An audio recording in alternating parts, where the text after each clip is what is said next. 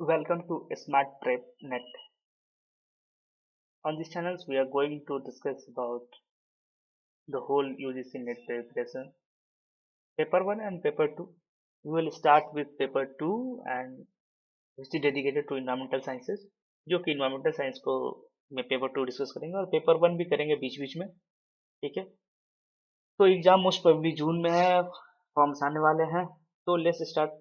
तो कोशिश करेंगे सबसे पहले कि हम जितने हो सके पीवाईक्यूज कवर कर लें, क्योंकि पीवाईक्यूज से यूजीसी नेट का ऑलमोस्ट मान के चले 50 to 60% काम हो जाता है.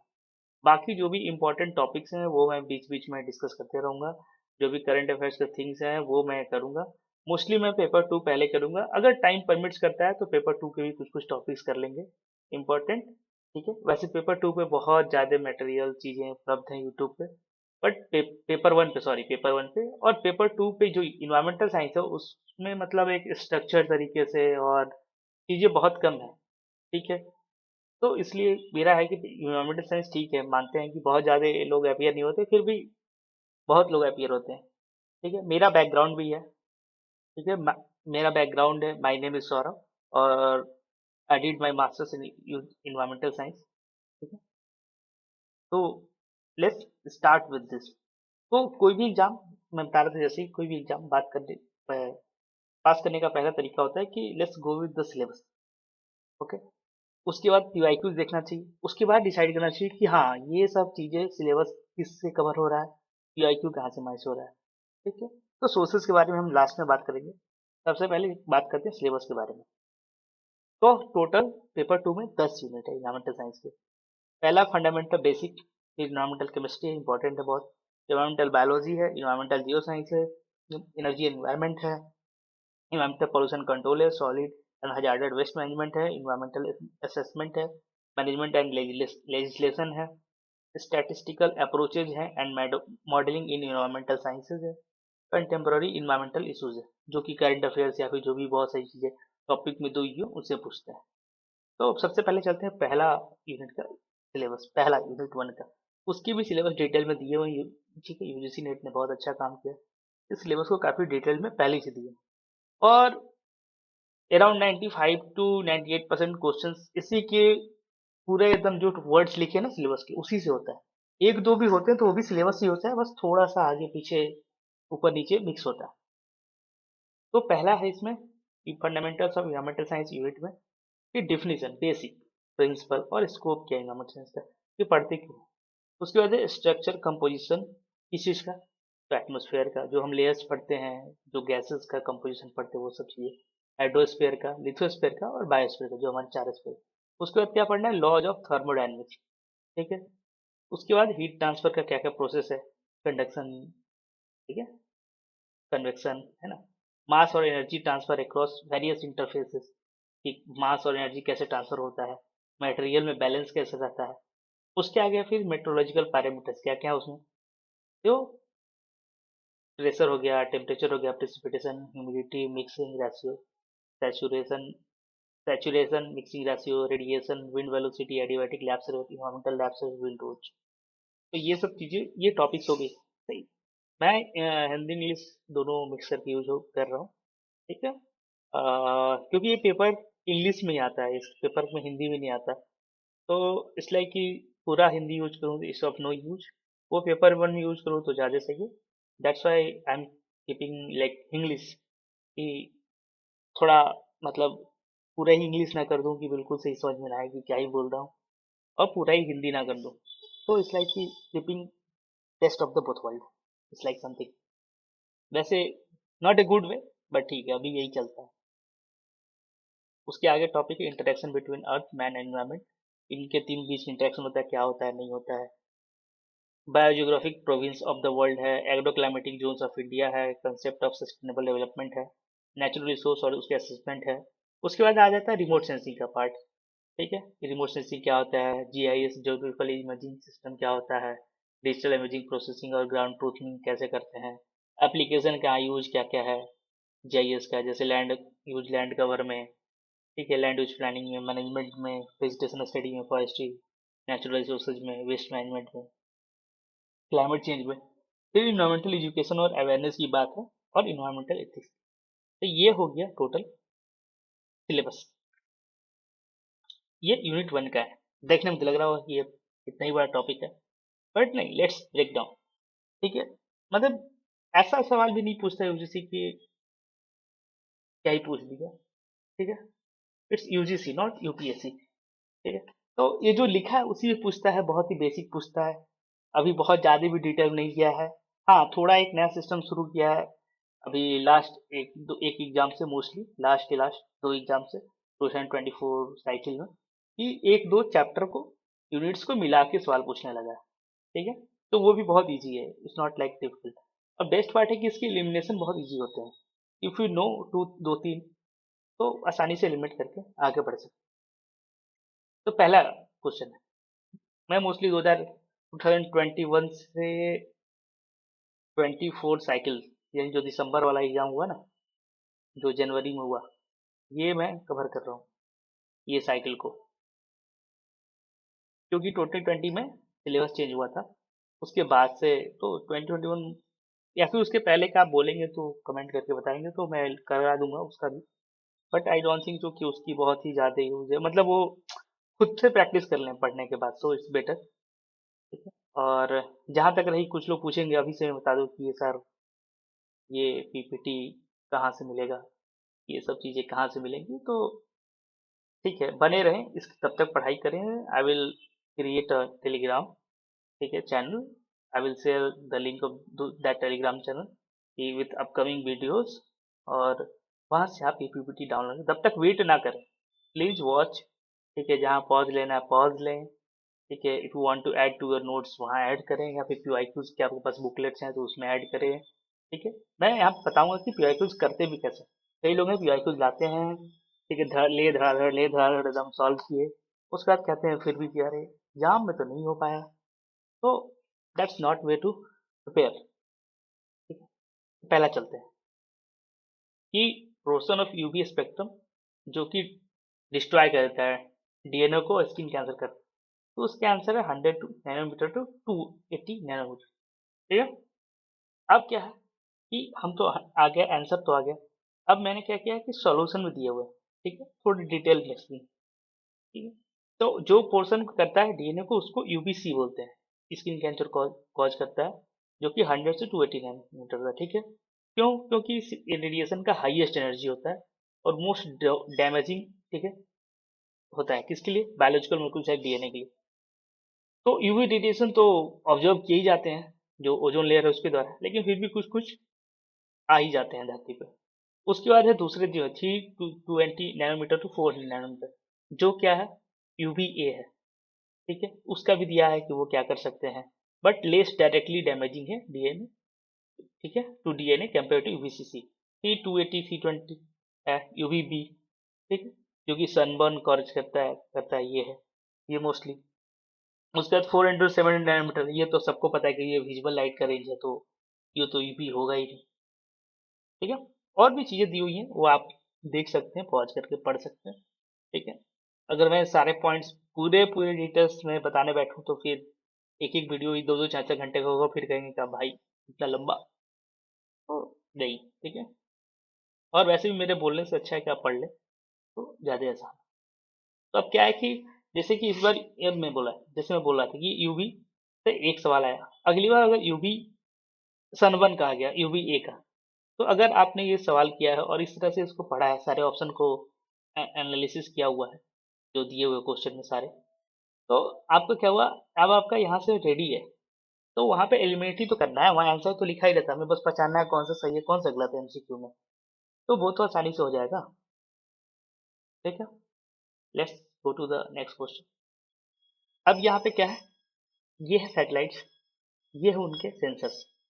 ठीक है, इसमें क्या है कि अरेंज करना है, कैसे हमको अरेंज करना है। ठीक है, तो according to their special resolution के हिसाब से, ठीक है, कि किसका सबसे बढ़िया है और किसका उतना अच्छा रेजोल्यूशन मतलब है नहीं। तो इसका आंसर है ओशन सैट, उसका रिसोर्स सेट, उसके बाद आईआरएस, उसके बाद कार्टोसैट। अब यहाँ पे क्या है कि मैंने दिया हुआ कि पैन का क्या है, ये भी आता है सवाल कि बताइए कि मैच कीजिए कि किसका कितना मीटर का रेजोल्यूशन है, स्पेशल रेजोल्यूशन है, शायद एक बार आया हुआ है, एग्जैक्टली मुझे याद नहीं। तो या फिर इस तरह के आ सकते हैं, अगर नहीं आया तो यहाँ से आपके पास हो गया डिटेल वो, और फिर उसके हिसाब से अरेंज कर दी स्पेशल रेजोल्यूशन क्या होता है। तो वो लिखा हुआ, अगर मान लीजिए डेफिनेशन ही आ गया, 4 ऑप्शन करके दे दिए, तो you can easily do it from here. उसके बाद है Pioneer community in human revolution में क्या रहा, तो हंटिंग गैदरिंग। पहले तो हम आए अर्ली मैन थे, जहाँ फल फूल मिला खा लिया, फिर जानवर मारा हो रहा, फिर उसके बाद थोड़े जानवर पालना सीखे, लेके घूमना फिरना शुरू किए। उसके बाद खेती जब करना शुरू किए तो सेटलमेंट बनना शुरू हुई कि एक जगह रहना शुरू किए, क्योंकि अब कहीं जाना नहीं है, घर बना लो, बगल में धान उगा लो, चावल उगा लो, जो भी उगाना है, गेहूं उगा लो, और उसको खाओ और वहीं पर रहना। उसके बाद इंडस्ट्रियल सोसाइटी आई। तो which of the following statement correctly represent the environmental wisdom, ये इथिक्स के साइड से है। तो इसमें कई सारे ऑप्शन आप पढ़ेंगे, इसमें सबसे मोस्ट अप्रोप्रिएट एक्शन है कि हमारा सक्सेस इसी बात पे डिपेंड करता है, और success depends upon learning how nature sustain itself and integrating such lessons from nature into the ways we think. Means कि we have to look into the nature, कि नेचर अपने आप को how naturally it sustains, means कि everything is nature is so well organise, so well composed कि it's like कि या it's like कि मैजिक। तो क्या है कि we have to learn from that magic, that arrangement, and we have to try to incorporate in our daily life, ठीक है, in our developmental talks policies, so that कि एक को एग्जिस्टेंस हो हमारे और नेचर के बीच में। तो एक ये है।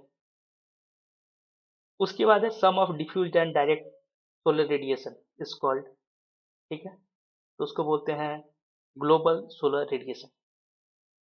ये हम इस पे यूनिट पे हम लेंगे, तो क्लासेस में कुछ वीडियोस ऐड करेंगे, तो वहाँ पे मैं डिटेल में एक्सप्लेन कर दूंगा, क्योंकि क्वेश्चन बहुत है। तो let's jump to the next. उसके बाद गिवन बिलो टू दो स्टेटमेंट है, one is level at assertion reason. इस तरह के सवाल बहुत आते हैं असर्शन रीजन वाले। तो इसका सिंपल सा है कि असर्शन पे हवाई लगाना है तो आंसर आ जाएगा, अगर हवाई का आंसर सही आ रहा है तो ठीक है। तो ये पहला असर्शन है, ए असर्शन की temperature of large body varies more slowly than that of the land of comparable size, ठीक है। उसके बाद है रीजन के specific heat of water is high that is about 5 terms of soil. तो ये सही बात है कि स्पेसिफिक वाटर का ज़्यादा होता है, इसलिए वो स्पेसिफिक क्या होगा, धीरे धीरे गर्म होगा, धीरे धीरे ठंडा होगा। लैंड का क्या है, तुरंत गर्म तुरंत ठंडा, ठीक है, सॉइल का या लैंड का कहना है। तो उसके बारे में भी यहाँ पे एक्सप्लेनेशन दिए हुए हैं, ठीक है, you can easily read it out, read from here. Arrange the following elements of image interpretations in order of increasing complexity. कि इसको अरेंज करना है कि जब इमेज को हम इंटरप्रेट करते हैं, ठीक है, फोटोमेट्री के बाद, तो या फोटोग्राफी कह लें, आजकल तो फोटोग्राफी हो गया, तो उसमें हम कॉम्प्लेक्सिटी के हिसाब से अरेंज करना है। तो सबसे चीज क्या है, सबसे कम कॉम्प्लेक्स लोकेशन कि कहाँ पे है, ये जानना। उसके बाद टोन, कि कैसा टोन है उसका फोटो का, ठीक है। उसके बाद सिचुएशन, नहीं सॉरी, तो सिचुएशन टेक्सचर आता है कि टेक्सचर कैसा है, मतलब उस जगह का, ठीक है। ये सैटेलाइट इमेजरी की या फिर एयरबोर्न इमेजरी की बात हो रही है। एयरबोर्न मतलब कि हवाई जहाज में कैमरा लगा दिए, फोटो खींच ली। डी पैटर्न कैसा है, ये जो जमीन लिए हैं उसका पैटर्न ऐसे है, या ऐसे ऐसे वहां पे बना हुआ है। नदियां अगर कहीं की गई होंगी तो वहाँ पैटर्न ऐसे होगा। और सिचुएशन कैसा है, इसके बारे में ये देखो। ये हमारा primary ordering of image elements fundamental to analysis process, ये दिया हुआ है, ठीक है। ये दिमाग में याद रख लेना है कि बेसिक एलिमेंट क्या है, प्राइमरी सेकेंडरी टर्सरी, इस तरह ही पूछ सकता है। ये डिग्री ऑफ कॉम्प्लेक्सिटी है, जैसे से हम नीचे की तरफ आएंगे। और ये है स्पेशियल अरेंजमेंट ऑफ टोन है। तो ये टोन कलर हो गया, साइज शेप टेक्सचर हो गया, पैटर्न हाइट शैडो हो गया, और सबसे हाई होता है साइट या एसोसिएशन, ठीक है। और यहीं पे आ जाता है अपना फंडामेंटल चीज, ठीक है, लोकेशन।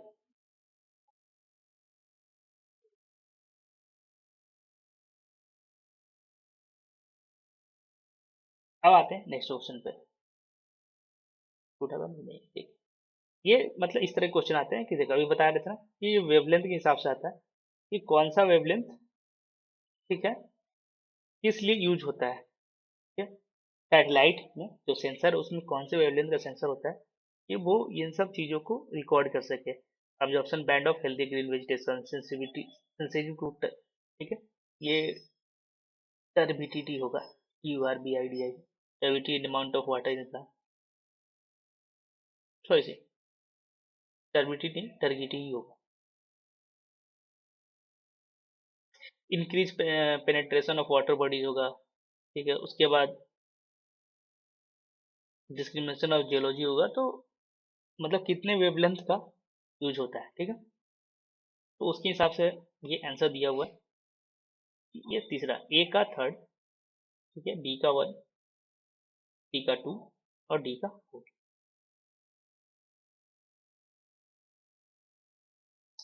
तो और भी इस तरह के क्वेश्चन ये लिस्ट वाले बहुत सारे आते हैं। तो मतलब ये लाइक कि ये काफी फेवरेट क्वेश्चन है, ये फॉर्मेट है नेट का, यूजीसी नेट का।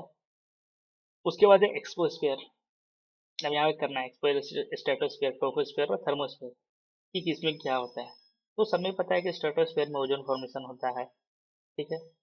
ट्रोपोस्फेयर में हाई टेम्परेचर होता है, किस कारण से? सोलर रेडिएशन के कारण, सॉरी ट्रोपोस्फेयर में एयर मूवमेंट होता है, क्लाउड बनता है, सही बात है। थर्मोस्फेयर में हमारा क्या होता है, ठीक है। तो थर्मोस्फेयर से हमारा तो रेडियो वेव्स आते हैं, और हमारा एक्सोस्फेयर में हाई टेम्परेचर होता है, ठीक है, ड्यू टू सोलर रेडिएशन। तो ये यहाँ पे दिया हुआ है कि एक्सोस्फेयर में हाई टेम्परेचर होता है सोलर रेडिएशन का, स्ट्रेटोस्फेयर में ओजोन फॉर्मेशन होता है, ठीक है। ट्रोपोस्फेयर में एयर मूवमेंट होता है, क्लाउड फॉर्मेशन होता है, और थर्मोस्फेयर में होता है किसका? प्रोपगेशन रेडियो वेव्स का। इसके बारे में थोड़े बहुत जो दिया हुआ है वो यहाँ पे दिया हुआ है, इतना दी, ठीक है। आइनो, जैसे आइनोस्फीयर कह सकते हैं, ये थर्मोस्फीयर के आइनोस्फीयर लिख सकता है। तो ionosphere is the region within thermosphere, ठीक है। उसके बाद नेक्स्ट क्वेश्चन है कि O3 in stratosphere is not completely effective in shielding us from UVB. यूएई देखो, अभी हमने पढ़ा था ना, ठीक है, 2 साल पहले इस तरह के सवाल आए थे यूवी के बारे में, ABC। देखो फिर आ गया 2023 से आ गया ना ABC के बारे में, ठीक है। तो इस तरह के सवाल आते हैं, जो पता रहेगा तो ये आसानी से हो जाएगा ठीक है। अब इसमें करेक्ट क्या क्या है वो करना है। तो इसमें पहला करेक्ट है कि O3 in atmosphere is not completely effective in shielding us from, कि ओजोन पूरी तरह से इफेक्टिव नहीं है, क्योंकि यूवीबी आ जाता है, जो सनबर्न हमें होता है ना, वो उसके कारण होता है। उसके बाद है UVA is biologically list harmful, yes, क्योंकि इसका जो वेवलेंथ है वो ज़्यादा है, ठीक है, नियर कह सकते हैं हम अपने लाइट के नियर, अपने विजुअल लाइट के आसपास है, तो इसलिए लिस्ट हार्मफुल है। उसके बाद बात आ गया कि सनस्क्रीन लोशन इधर रिफ्लेक्ट और ऑब्जर्व द स्कैटर यूवी, सही बात है। और UVB helps in dissociation of O3 molecules in stratosphere, ये भी सही बात है, ठीक है। तो यहाँ पे दिया हुआ है सब कुछ, ठीक है। अब ये एक है, ठीक है। अब स्टेटमेंट सी इनकरेक्ट क्यों है कि Chapman mechanism deals with both formation and destruction of ozone sphere, ozone in stratosphere. जो चैपमैन मैकेनिज्म है वो दोनों के लिए करता है, सिर्फ फॉर्मेशन का नहीं। ऑप्शन में क्या आता है कि सिर्फ फॉर्मेशन का, ठीक है, तो नहीं। अब क्या है कि दोनों को कंबाइन करके पिछले वाला क्वेश्चन और क्वेश्चन कंबाइन करके क्वेश्चन आता है, तो now you can easily answer. तो क्वेश्चन ना मोस्टली आप देखोगे PYQ सॉल्व करते जाओगे, तो कभी देखोगे कि जो पिछले साल 2-3 साल पहले ऑप्शन में था वो क्वेश्चन बन के आ गया है, या फिर जो 2-3 साल पहले क्वेश्चन में था वो ऑप्शन बन के आ गया। तो इट हैपेंस लाइक दैट। अब नेक्स्ट है सेकंड लॉ ऑफ थर्मोडायनेमिक्स, क्या बोलता है, अभी हम सिलेबस में देखें, हमें पढ़ना है थर्मोडायनेमिक्स। तो इसमें कई सारी चीजें बोलता है, ठीक है। ये आंसर हो गया कि energy flow from higher concentration to lower, ठीक है, गर्म से ठंडे की तरफ, पता है, ये तो होगा ही। Order becomes disorder during energy transformation, ये होता ही है। क्वालिटी ऑफ एनर्जी डिग्रेड्स, अब जैसे बहुत गर्म है, ठंडे की तरफ जाएगा, या फिर ट्रांसफॉर्म होता है किसी और रूप में, तो डिग्रेड हो जाता है, क्वालिटी गर्म कम हो जाता है, सही बात है। Degraded energy is entropy dissipated as a waste product और हीट, ये भी सही बात है। इंट्रोपी क्या होता है, ये सब क्या होता है, हम पढ़ेंगे अभी। Enthalpy is wasted in energy transformation, ये भी सही बात है। उसके बाद है एसडीजी पे क्वेश्चन है कि कौन सा एसडीजी है, सस्टेनेबल गोल है, जो कि इनइक्वालिटीज को रिड्यूस करने पे फोकस करता है। तो इसका आंसर है एसडीजी 10। ठीक है, ये याद कर लेना है पूरा, बेस्ट वे है। ठीक है, कि 1 क्या है, 2 क्या है, 3 क्या है, 4 क्या है। ठीक है, I will take one class on this, but easily है कि मतलब बहुत इजी है याद करना। अगर ऐसा रटेंगे, लाइक कॉन्सेप्ट वाइज रटेंगे तो बहुत आसान है याद करना। अगर सिर्फ डायरेक्ट ऐसी रट रहे हैं एकदम से तो नहीं, कॉन्सेप्ट वाइज रटेंगे। जैसे कि सबसे पहले हमें ध्यान देना है कि पॉवर्टी ना हो, गरीबी ना हो। तो गरीबी नहीं होने के लिए क्या हो, उसके बाद क्या आता है कि भाई उनके पास खाना पीना हो। खाना पीना अच्छा रहेगा तो उनका हेल्थ बींग वेल बींग अच्छा रहेगा। अगर हेल्थ अच्छा रहेगा तभी तो पढ़ने की बातें होंगी। ठीक है, पढ़ाई लिखाई करेंगे तो जेंडर इक्वालिटी भी रहेगा। ठीक है, ये सब चीज़ें रहेंगी तो क्लीन वाटर सैनिटेशन की बातें हो पाएंगी। ठीक है, पढ़ लिख गए, टेक्नोलॉजी विकसित की है तो फिर अफोर्डेबल और क्लीन एनर्जी हो सकता है। उसके बाद पढ़ाई लिखाई की है तो वर्क करेंगे कहीं, तो वो डिसेंट वर्क और इकोनॉमिक ग्रोथ होना चाहिए। फिर उसके बाद जब कहीं काम करेंगे तो फिक्स है कि इनोवेशन करेंगे, इंडस्ट्री आएगी। उससे क्या होगा कि फिर पैसे सबके पास जाएंगे तो उससे इनइक्वालिटीज घटेंगी। ठीक है, उससे क्या होगा कि लोग सस्टेनेबल हो पाएंगे। लोग तो लोग जब होगी तभी तो सोसाइटी और सिटी सब कुछ सस्टेनेबल हो पाएगी, कम्युनिटीज हो पाएंगी। ठीक है, उसके बाद क्या होगा, रिस्पॉन्सिबल कंजम्पशन करेंगे प्रोडक्शन, क्योंकि लोग समझ भी बढ़ेगी। क्यों, क्योंकि पॉवर्टी थी तो पढ़ाई लिखाई कर लिए, सब कुछ आ गया, सस्टेनेबल होने लगे। तो उससे क्या होगा, रिस्पॉन्सिबल कंजप्शन करेंगे। जब सस्टेनेबिलिटी की बात करेंगे तो उनको करनी नहीं, जितना जरूरत हो उतना ही खरीदो, जरूरत से हाँ।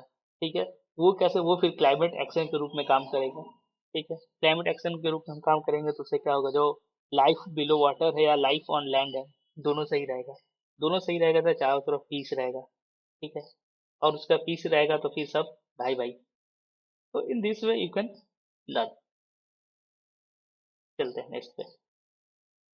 Different species resemble in ecological feature but form similar looking vegetation in widely separated geographical regions by achieving similar life forms under the influence of extreme climatic conditions are known as convergences।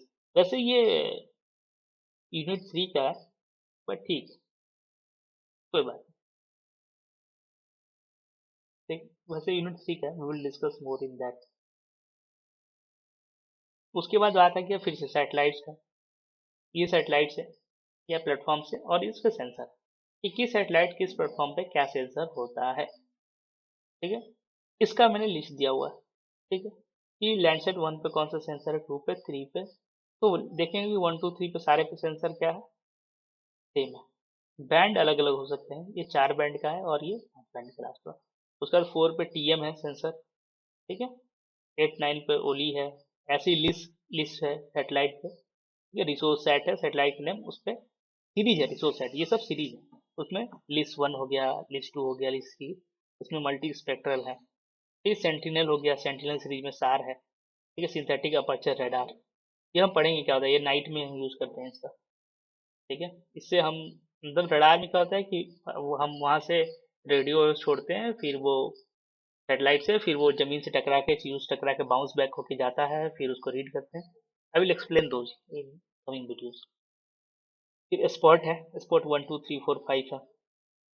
फिर 6 7 में change हो गया थोड़ा सा sensor. फिर मोडिस है, फिर ester है। ठीक है, तो ऐसी करके और भी लिस्ट है, मैं आगे के सवाल में दूंगा।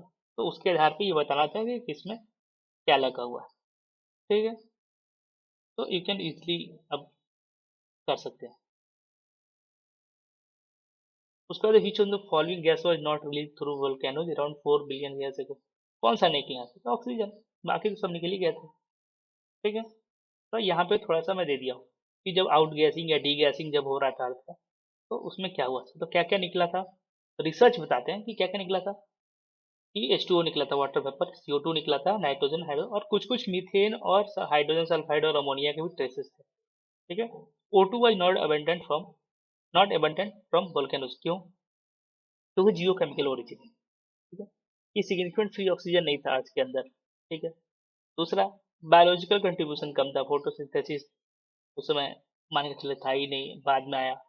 उसके बाद है volcanic gases favour reducing condition. जो वोल्केनिक गैस थे वो इस तरह के थे कि मतलब जो O2 है ना, फ्री O2 बहुत ही रिएक्टिव गैस है, तो लंबे समय तक वो नहीं रह पाता था, तो फोटोकेमिकल प्रोसेस होते थे जिसके थ्रू वो चले जाता था। ठीक है।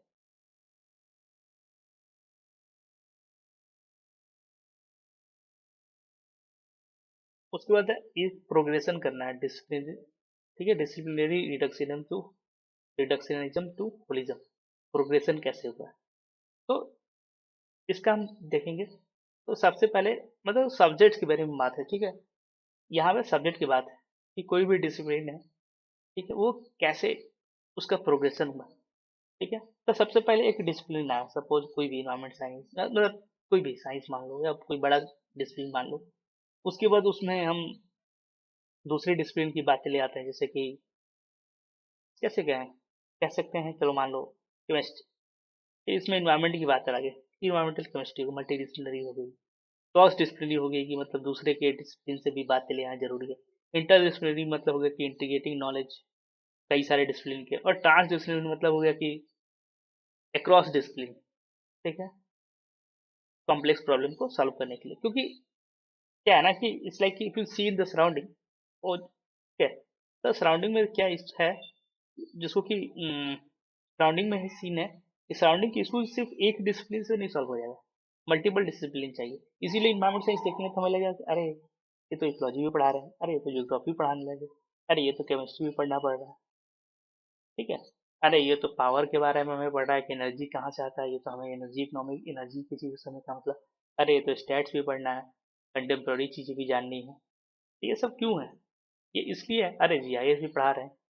क्यों? क्योंकि इन्वायरमेंटल प्रॉब्लम को सॉल्व करने के लिए, इन्वायरमेंटल चीज़ों को समझने के लिए, आसपास के इन्वायरमेंट को समझने के लिए ये सारी नॉलेज चाहिए।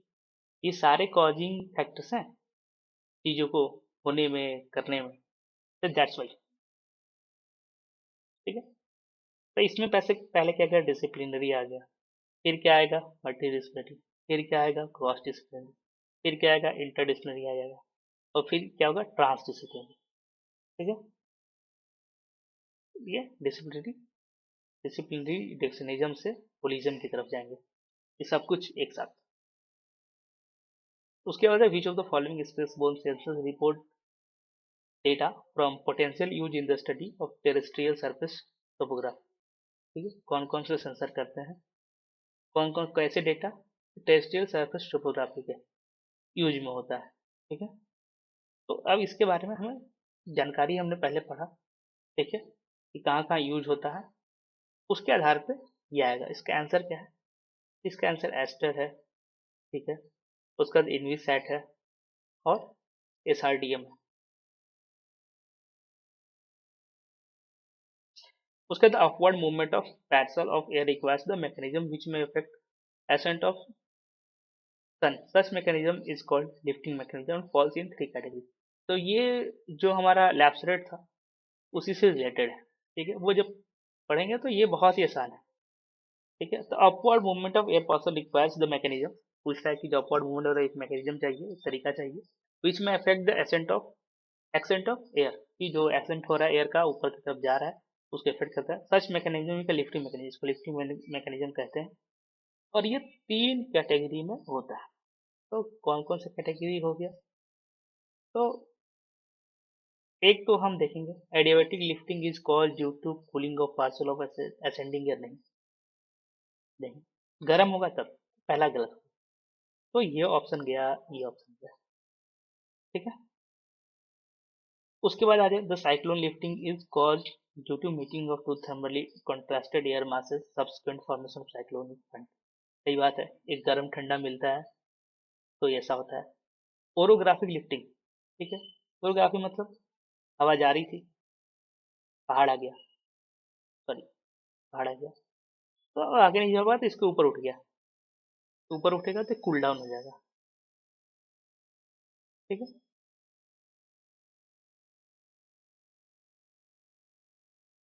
तो कॉज बाय ओरोग्राफिक बैरियर, तो इसके ऊपर अब ये स्लोप पे करेगा राइज। उसके बाद condensation lifting is cause due to decrease of temperature of a parcel of ascending air beyond condensation level ना। उसके बाद convectional lifting is called due to warming of surface due to insulating है। सही बात कि जमीन था, गर्म हो गया, इसके ऊपर का हवा गर्म हो गया और ऊपर उठने लगा। इसके बारे में पढ़ेंगे डिटेल में। Which of the following sustainable development goals do not represent ecological component of sustainable development? कौन कौन से नहीं करते? ठीक है। Which of the following development goals do not represent ecological component? Ecological मतलब biological component. Clean water, sanitation, climate action, life below water, ये सब इकोलॉजी से रिलेटेड है। ठीक है। क्लाइमेट एक्शन रिलेटेड है, लाइफ बिलो वाटर इकोलॉजी से, मतलब जो पानी में जो जंतु रहते हैं उनसे रिलेटेड है। फिर क्लीन वाटर सैनिटेशन की बात है कि जो हमारा यूट्रॉफिकेशन ये सब हो जाता है तो वो सब चाहिए, लेकिन कंजम्पशन और प्रोडक्शन उससे रिलेटेड नहीं, इकोलॉजिकल नहीं। ठीक है, ये मोस्टली इकोनॉमिक कह सकते, इकोनॉमिक जो कंपोनेंट है सस्टेनेबल डेवलपमेंट का। अब क्या sustainable development is based on 10 की प्रिंसिपल, इसमें से कौन सा पॉलिटिकल प्रिंसिपल? तो कोऑपरेशन। जो हम जियो पॉलिटिक्स की बात करें, जो अलग अलग हमारे कंट्री के साथ डील होता है या फिर हमारे अंदर जो स्टेट्स है उनके बीच में डील साइन होता है। ठीक है, कि हम सस्टेनेबल डेवलपमेंट करेंगे। जो हमारा बहुत सारा हम सुनते हैं कॉन्फ्रेंस होती है, कॉन्फ्रेंस ऑफ पार्टी, कॉप है ना, कॉप 29, ठीक है, 28, 27 ये सब होता है, पेरिस एग्रीमेंट। ये क्या है? वो जियो पॉलिटिक्स का हिस्सा है ना, कॉपरेशन कर रहे हैं ना हम, कि सबको जिंदा रहना है, सब साथ में मिलकर एक दूसरे का हेल्प करें। Which of the following laws states that wavelength of maximum radiation is inversely proportional to absolute temperature of the emitting body? ये क्या है? Wien's displacement law. ये क्या कहता है कि wavelength of maximum emission from black body is inversely proportional to its absolute temperature. ठीक है, मतलब कहने का मतलब क्या होगा कि मैक्सिमम इमिशन कम होगा, ठीक है, और from a black body is inversely proportional to its absolute, जो एब्सोल्यूट टेम्परेचर उसका इनवर्सली प्रोपोर्शनल है। टेम्परेचर बढ़ेगा, ठीक, तो जो वेवलेंथ है, जो मैक्सिमम इमिशन का, वो घटेगा। तो इसको क्या बोलते हैं? Veins displacement law. ठीक है, इसका मतलब है टेम्परेचर ब्लैक बॉडी इंक्रीज करेगा तो peak of its emission spectrum shift to shorter wavelength.